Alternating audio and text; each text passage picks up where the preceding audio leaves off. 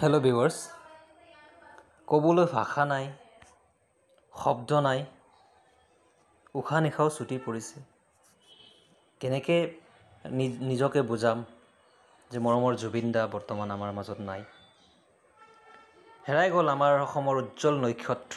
তেখেতক কেনেকৈ বিদায় জনাওঁ, সাহস নাই। তেখেতৰ অনুপস্থিতি আৰু কোনেও পূৰ কৰিব নোৱাৰে।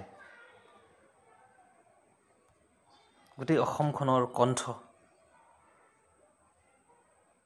সৰু শৈশৱ কালৰ পৰাই গান শুনি এতিয়ালৈকে আমি প্ৰত্যেক ষ্টেজত তেখেতৰ গান শুনো। তেখেতৰ গানৰ মাজতে আমাৰ স্মৃতিবোৰ, আমাৰ নষ্টালজিয়াবোৰ।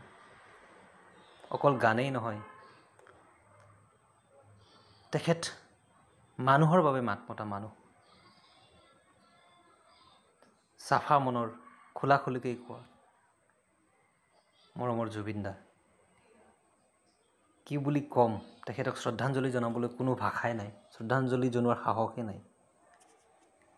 গছ ভাল পোৱা মানুহ, মানুহ ভাল পোৱা মানুহ। অসমক বলিউডত চিনাকি কৰাই দিছে, ইণ্টাৰনেশ্যনেল লেভেলত চিনাকি কৰাইছে। অসমৰ চিনেমা জগতত তেখেতৰ যি বৰঙণি, more than 38,000 গান কম্প'জ কৰিছে।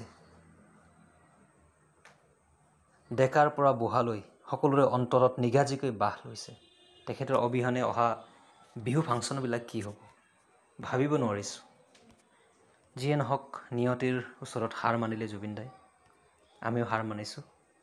অশ্ৰুসিক্ত নয়নেৰে তেখেতক এইটোৱে ইচ্ছা কৰোঁ, ভগৱানক প্ৰাৰ্থনা কৰোঁ, প্ৰভু আমাৰ জুবিন দা, মৰমৰ জুবিন দা য'তে আছে তেখেতৰ আত্মাই শান্তি লাভ কৰক।